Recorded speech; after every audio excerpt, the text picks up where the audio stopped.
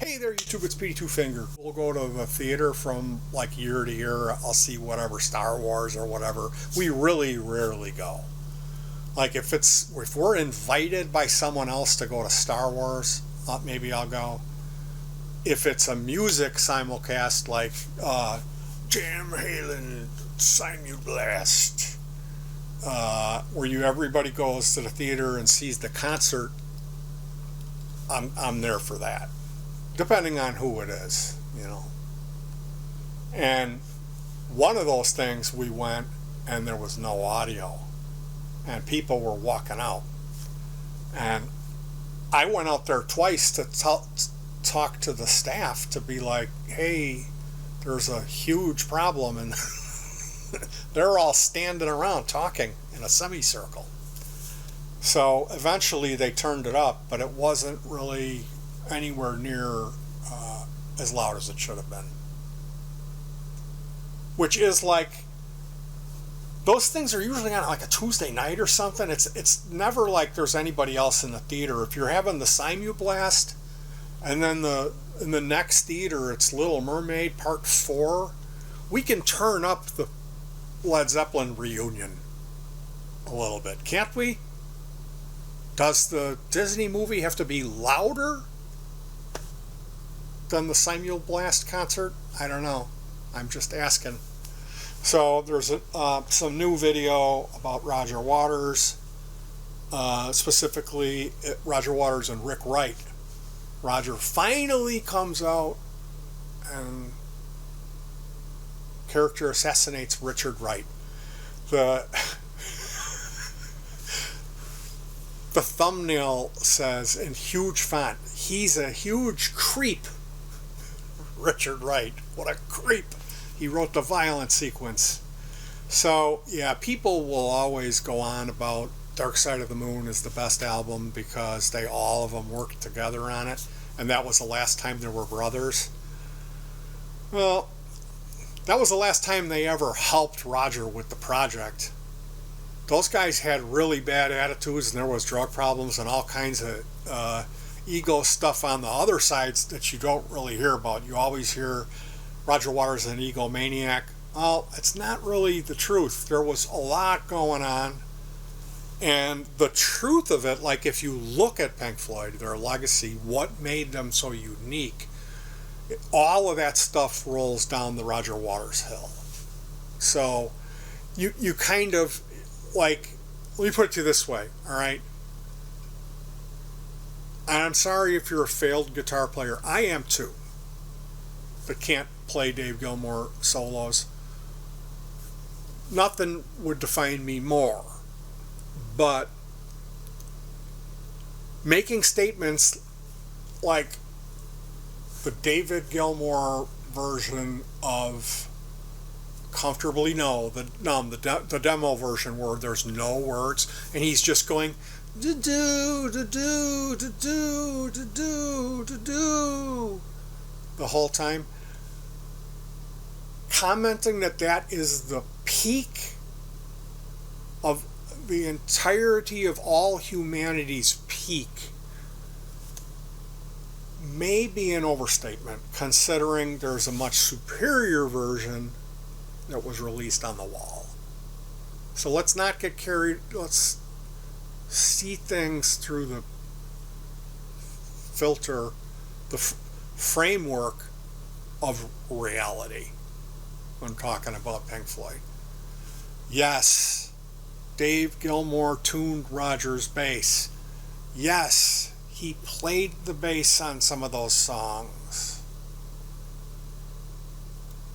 Did Roger need Dave to do that? No, it helped to speed up the process. Of course, David Gilmour is a superior musician to Roger Waters. Of course he is. There's never any doubt about that. Okay? But looking at Pink Floyd's achievement, what their greatness was,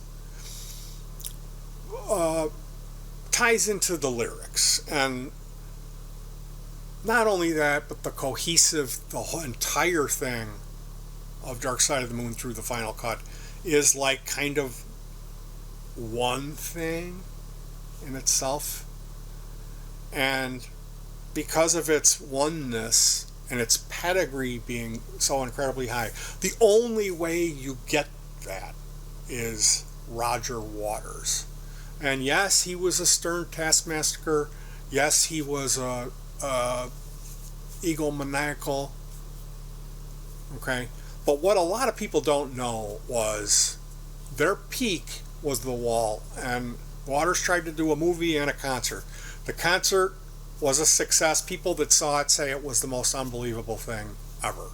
Now, they tried to film it, and they said, we need to turn the lights up in the venue to get this on film, and Waters said no, because he didn't want to sacrifice the live experience. And ultimately, The Wall was never captured. He's got the footage, and he won't release it. Why? Because it sucks. Waters knows the difference between something that's of Pink Floyd pedigree and what is not, and that's something that Dave Gilmour struggles with. Where Dave Gilmour shines is when he emotes Pink Floyd.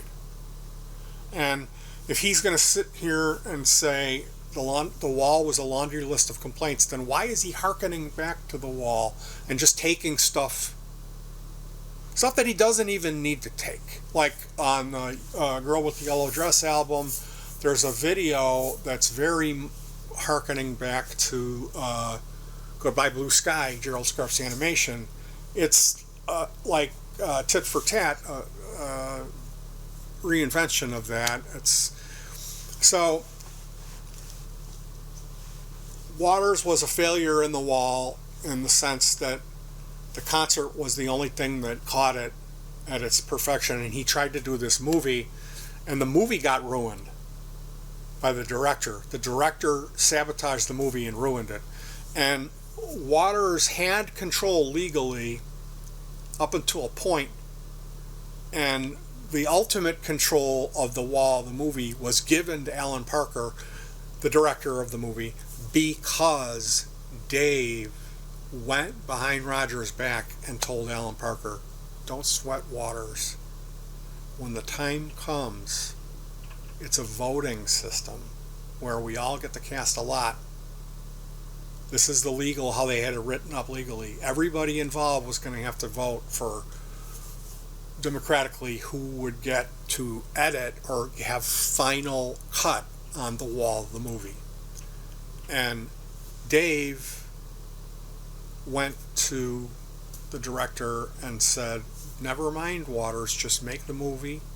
And no, he can fight with you all he wants, but at the end of the day, we're going to side, me and the other two guys in the band, I talked to them and established this mutiny. We are going to vote for you no matter what, so just have at it and ruin The Wall. And so Waters' peak work of his life was stolen from him, and it was ruined. It was too big of a vision for him to pull it off. Now he did, and the people that saw it, that saw the Wall tour, they say like it was this unbelievable thing.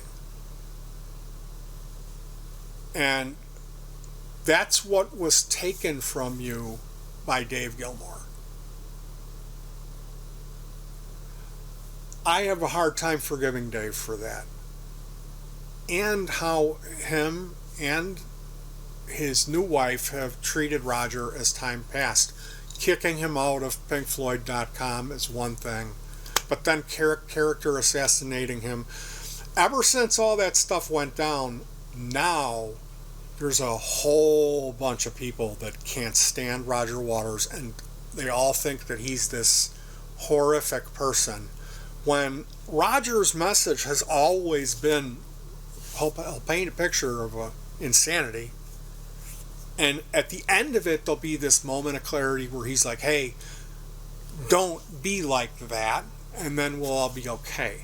Like, this was all social commentary, or I'm addressing this madness so we can evolve past it or avoid that. And that's Pink Floyd. What made it its great strength, what made it different from everything else, was that it had this other layers to it that was embedded in the lyrics and the art and the music. And it was like a puzzle that had all these layers that you had to listen to figure it out. And all of that stuff, that all rolls down Roger Waters' hill, because and I mean, yeah, he stole a lot of stuff. I've seen stuff, like I heard Tommy had a lot of the same elements as The Wall, and I'm forgetting what the other thing that I saw was, where I was like, this is unbelievable. It's all this stuff from The Wall that Waters, like, it's the same thing. I forget what it was. And that's like, okay, that whole thing, Bowie, in the song Fame, he says, what you need, you have to borrow.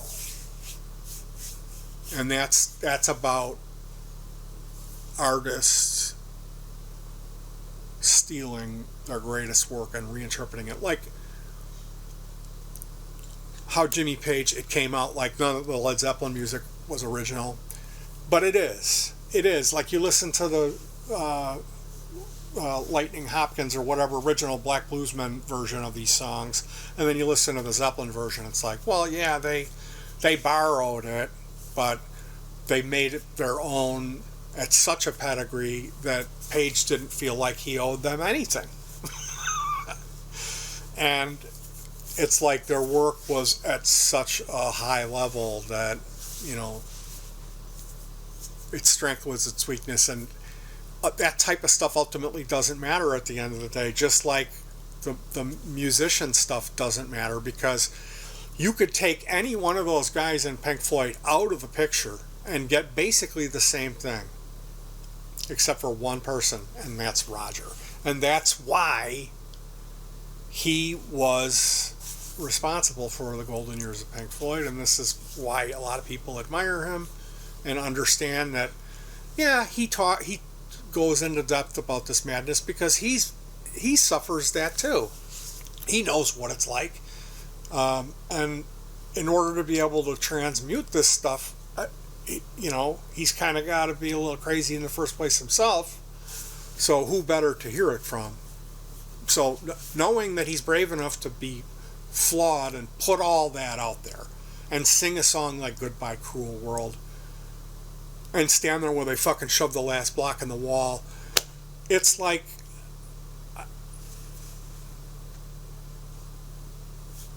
the level of bravery and poignancy that he displayed is like really touching, and there's this melancholy theme that runs through his work that touches people on another level. And that's all the stuff that was what made Pink Floyd why it was what it is, and so hard to define, but so have such a powerful effect on so many people.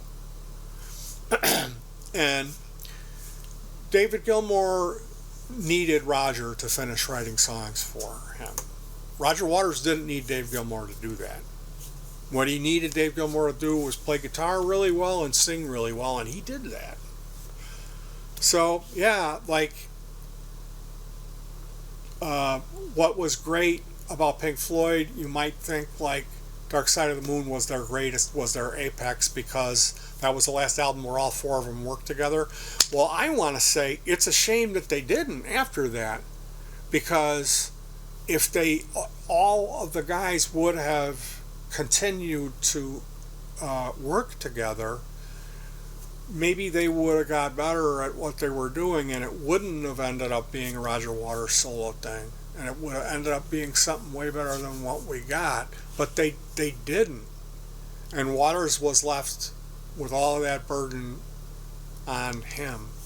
So he did stuff, you know, like, oh, I'm going to take Animal Farm and we're going to do a concept on that. After doing Wish You Were Here, which, like, to me, Wish You Were Here, it is brilliant, but Animals is kind of a left turn musically, but thematically, you know, it's really dark, and like all of that great Pink Floyd music was, and it's really silly to talk about it because it's such Pink Floyd is such a broad canvas. Like, you can feed a lot of your own story and emotions and feelings into that music and intertwined and have it feel like that's you. That's part of your experience. So this is why people form such a tight-knit bond with that music, and it's also why they think that they're the only ones that understand it. When its genius is that it's gracefully kind of like a blurry painting where you've got to blur your eyes and make your own interpretation, and then it has this more universal appeal. So I could talk about Pink Floyd till the fucking cows come home. I don't know if you guys enjoyed this. Maybe fucking say something in the if you ever heard me tell a story about a musician, or that's the stuff that I really get interested in. I love talking about music, but I don't know if you guys enjoy this type of content. So if you enjoy this, please give me a like and comment. That's the most important thing. I certainly won't come at you like your opinion about Pink Floyd is wrong, because like I just tried to say, it's this in itself, it's mysterious enough that it leaves a lot of it open for you to plug your own story into it and get your own interpretation out of it. And that's what its strength is. That's what makes it so cool. So for me to tell you you've got it all wrong is like me saying to you, hey, you are all wrong. It's like a personal attack. So this is why people fight about Pink Floyd, and people, as a Pink Floyd fan, you never should feel like you are forced to make a choice between these two sides. You know, Nick has kind of stayed neutral, and I've got the book here, Nick's book. It's called Inside Out, and that's the next thing I'm gonna read. The last books that I read were both Frank Zappa books, and I've got another one Zappa book that I've got to read. And I don't want to do 3 Zappa. The last Zappa book that I read was Moon Unit's Memoirs, and I did a review on that. If you're curious about it, a quick summary of it would be: I don't recommend you read the book because it's so unbelievably sad, and it kind of besmirched how I felt about that family. So some things are better left kept personal.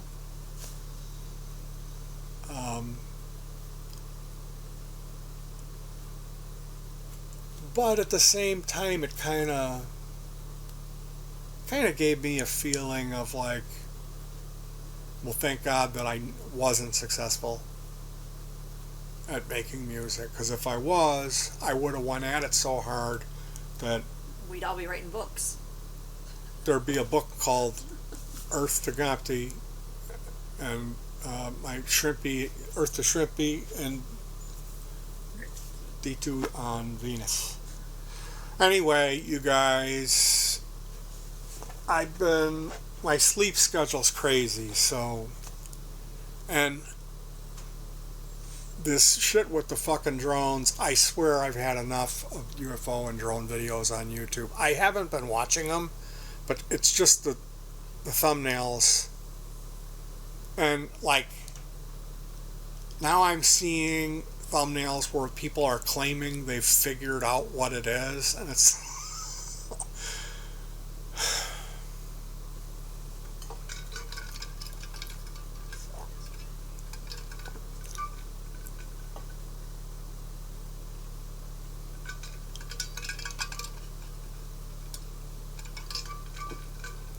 it's literal nightmare fuel.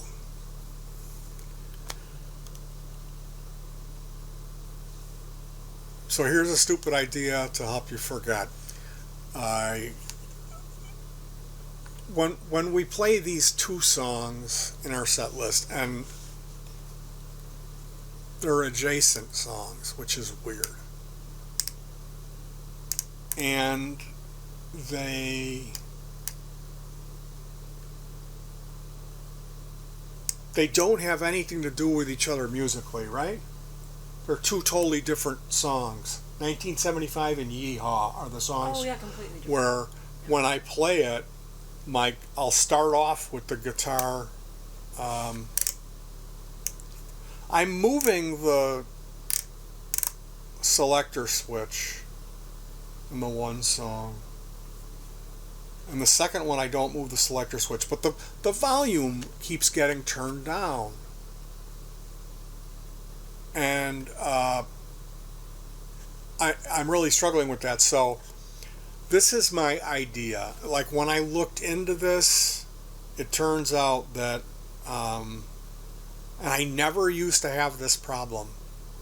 It's only recently. I don't know what it is. Those two songs are at the end of the set list, so maybe it's that I'm fatigued and I get sloppy. But when I looked into it, apparently a lot of other people have had this similar problem of the volume on the Strat turning down. So because of the length of this video, I am going to make another video that's just on this topic. So if you want to learn more about the Clobber Stopper PD Stratocaster modification, it's a rubbing alcohol bottle cap that I used some drill bits. I drew a line and then drilled a hole in the center, and I made it just the right size so it fits snugly on the shaft of the potentiometer. And then I used a triangle shaped or trapezoid shaped carpet cutter razor blade, like a thick razor blade, and I wrapped masking tape around that.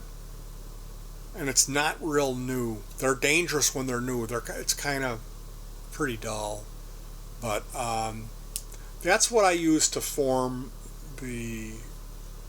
remove the plastic. And then I cleaned that up with some heavy sandpaper on a block and some light sandpaper on a block. And like, they sell a 3D printed version of this for $10. Now, coming into the holidays, if you're at one of these things where we're supposed to be celebrating in the holiday festive spirit, and somebody steps over a line, let's say they even put their hand on you.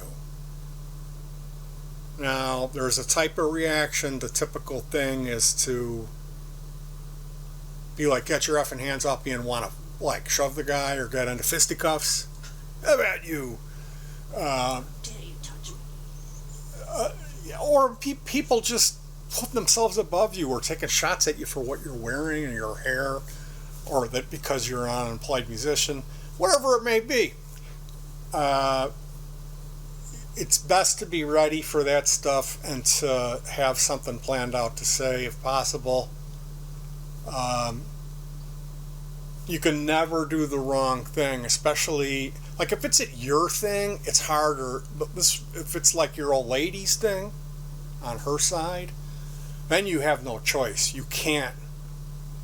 So if you do the right thing and you turn the other cheek is what they call it, don't expect to get any pat on the back or you did the right thing.